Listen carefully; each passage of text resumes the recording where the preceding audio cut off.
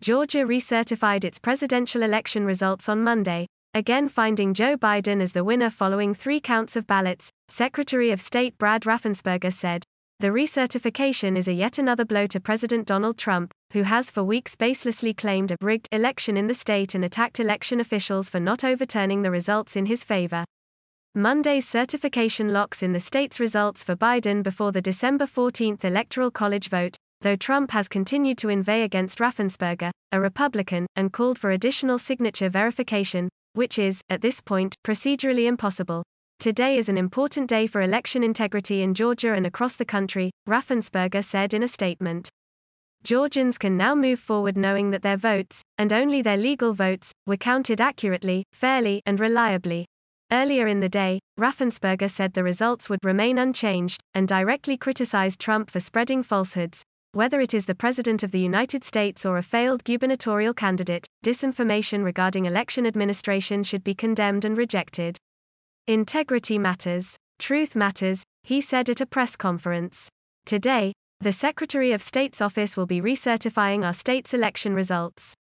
Then the safe harbor, under the United States Code to name electors, is tomorrow, and then they will meet on December 14 to officially elect the next president."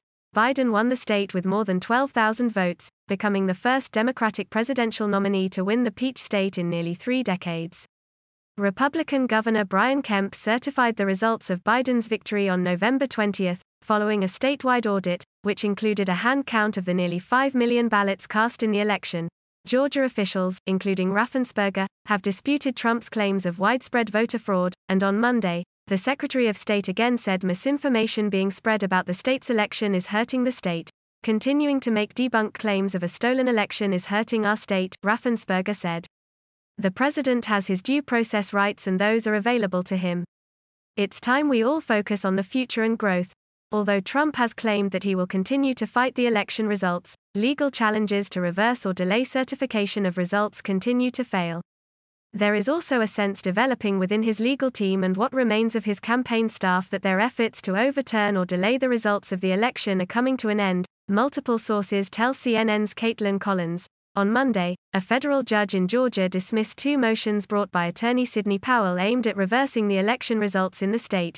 The plaintiffs do not have standing to bring these claims, Judge Timothy Batten ruled from the bench immediately following about an hour of argument. Batten also dissolved a temporary restraining order that stopped election officials from clearing the latest election data from Dominion voting machines in Cobb, Gwinnett and Cherokee counties. Election officials in Georgia have said the machines will be needed for early voting that starts next week ahead of the state's January 5 Senate runoff elections. With Trump's chances at winning the state and his re-election bid both out of reach, Republicans have turned their eyes to the Senate runoff elections, which will determine which party controls the chamber.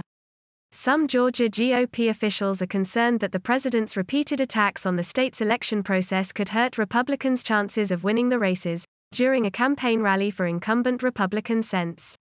Kelly Loeffler and David Perdue in Georgia on Saturday. Trump continued to spread false claims about the election and reasons for his loss. Earlier in the day, he pressured Kemp to convene a special election and convince state legislators to overturn Biden's win in the state.